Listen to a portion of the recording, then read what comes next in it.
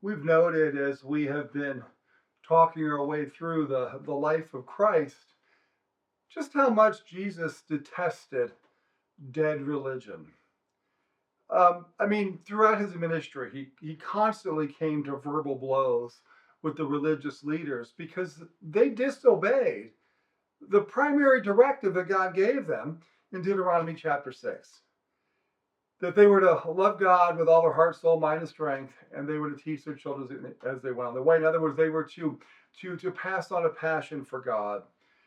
And the religious leaders were peddling a religion rather than showing people what it meant to live in a vibrant relationship with a living, powerful, personal God. And that irritated Jesus because the people suffered. Now, the final week of Jesus shows us the frustration that he had with the religious leaders. He knew that they wanted him dead and that they would go through extraordinary lengths to get rid of him once and for all. Now, what they didn't know was that the message that they had worked so hard to stop would just become stronger and would one day would inevitably spread throughout the known world.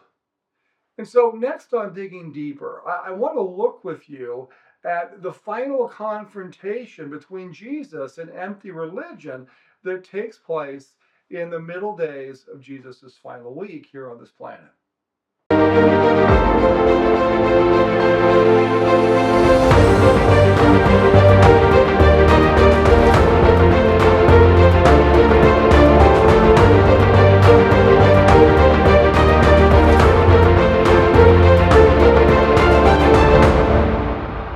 In this video, I'd like to explore with you the synopsis or the culmination of the battle between Jesus and religion.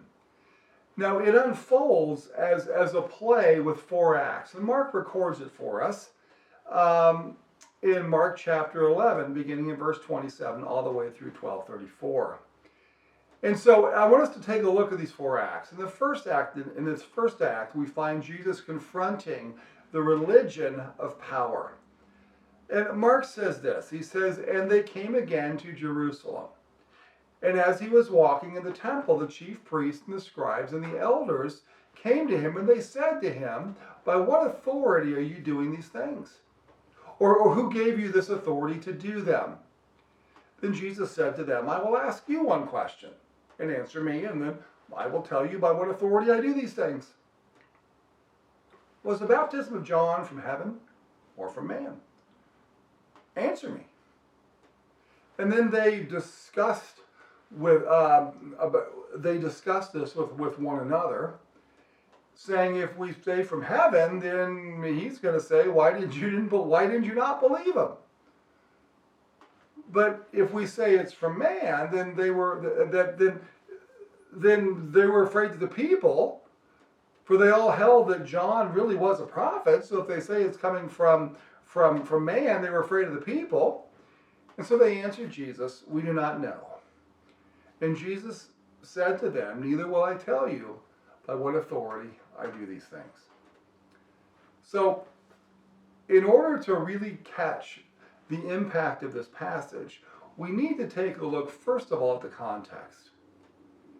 Jesus entered into Jerusalem on Palm Sunday. We talked about that the last time we were together. And he immediately went to the temple. And what he saw there made him extremely angry. In fact, it made him so angry that he came back the next day and he began to dismantle the bazaar that had been set up. And the money changers and those who sold doves for sacrifices were literally thrown out of the outer court of the temple. Now, this was the second time in 2 years that Jesus cleared out the temple. Now, I want you to keep in mind that this area was about the size of 2.5 football fields squared. And this area was set aside for the Gentiles, for the honest seeker. And when Jesus saw what was going on there, he went berserk. I just want you to imagine how crazy Jesus must have looked. I mean, he was passionate about the place of prayer in his Father's house. And this was not something that could go unnoticed, what they were doing. I mean, the headlines of the Jerusalem Post would have read something like, Jesus turns the tables on the temple leaders, or Jesus cleans house. But during this display of passion, where Jesus is a whip-wielding Messiah, ready to whomp on anyone who got in his way, the rabbinical leaders were beaten and shamed, but they did not forget. Now, that's the background for this passage. For you see, Jesus comes back to the scene of the crime the next day. And there's a lone man in the shadows of the temple courts that is searching for more than what the stale religion of the day was able to give him. And he sits back to watch Jesus interact with these leaders. And this is where we pick up the story. You see, we are about to meet three groups of people. And they all come with the purpose of threatening and or discrediting Jesus.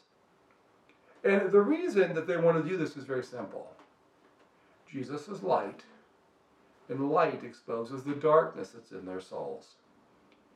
And folks, it's easier in their minds to discredit or embarrass him than change their behavior and take heed of the voice that cries back to them that there's more than what they're offering. And so in Mark chapter 11, verse 27, we find the Sanhedrin came up to Jesus. Now this was a group of 77 movers and shakers of the Jewish establishment. In other words, they were the bigwigs of the temple. And they meet Jesus in the same place where just 24 hours or so earlier, Jesus cleaned them out, whipped and discredited them.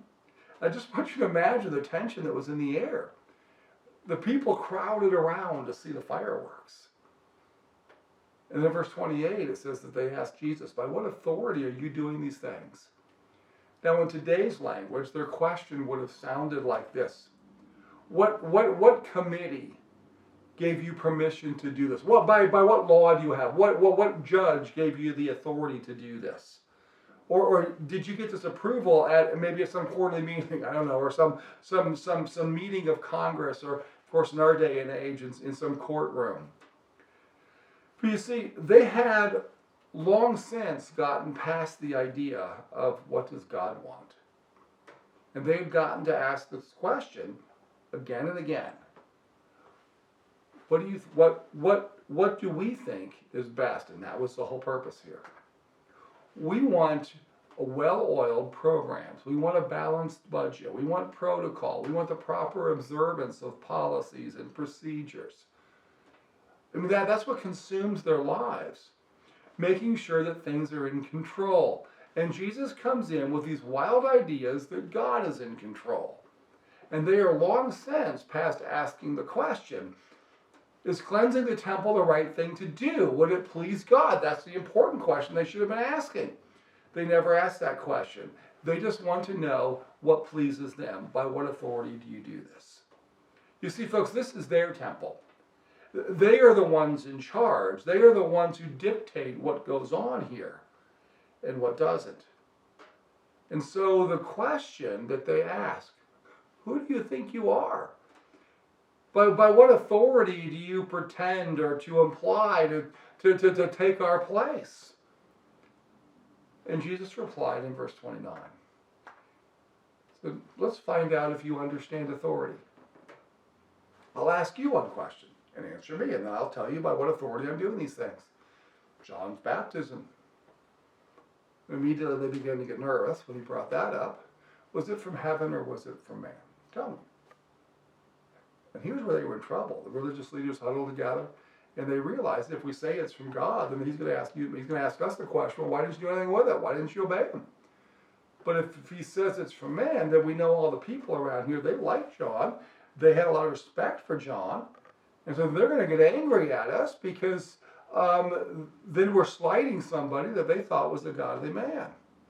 And so they just stood there looking stupid until one man found the courage to say, They won't answer the question on the grounds that it would incriminate them. I don't know. We don't know. We just know that they weren't going to answer it. And so Jesus said, neither will I tell you by what authority I'm doing these things. Now, folks, these men had literally taken over the temple. They had usurped God's place as the ones who called the shots. They dictated what would take place there with no consideration whatsoever for God's input. They didn't need him. It was all about their plans and their comfort. God was left in the wake. And now they claimed to be the authority, and God's will was only an afterthought.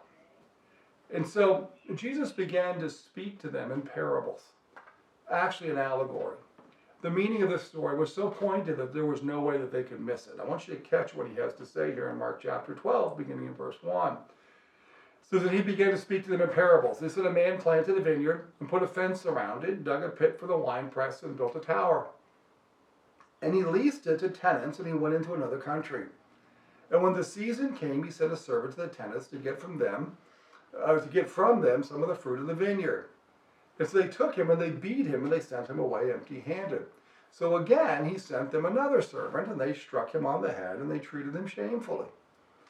And he sent another, and then him they killed. And so with many others. Some they beat and some they killed.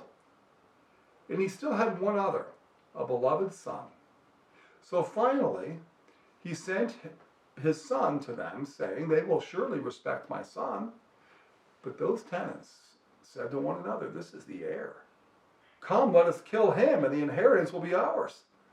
And they took him and they killed him, and they threw him out of the vineyard.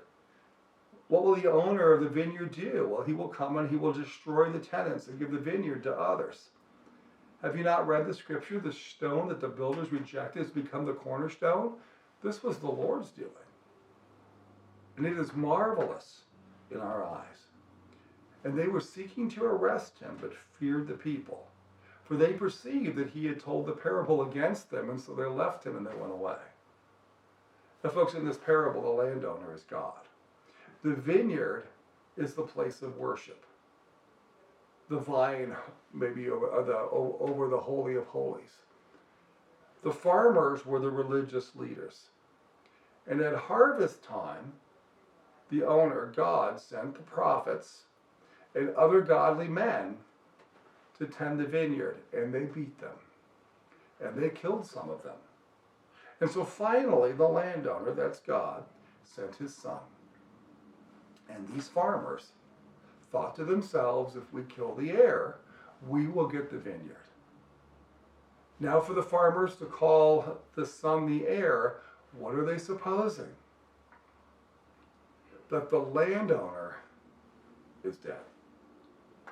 And so Jesus is pointing out something very telling about the religious leaders and their understanding of God. Now, folks, this was not a very subtle move on Jesus' part. You've taken over my father's vineyard, and now you are conspiring to kill the heir. Now, they've been plotting his execution, we know, for quite some time in Caiaphas' house. So, for many people, they had come to expect the temple to run like a well-oiled machine. If you could come to the temple, you could expect certain things. It would all go according to plan. No one will come in and make you uncomfortable and talk about God or something. You know what to expect. And then here comes Jesus, and he takes control out of their hands, and he lets God back in the gates. Remember what he was angry about was that they were getting in the way of honest seekers coming to worship the Lord. Their religion had become power and control to the exclusion of God himself. Well, after he gets through that, and they're trying to kill him, but they decided that they can't because the people liked him. And so soon we find another group of people who come along. And so in Mark 12, verses 13 through 17, we find Jesus confronting the religion of politics. So here we find the Pharisees and the Herodians. They come up to Jesus, and their intention was to trap him. Because remember, their goal here is to kill him.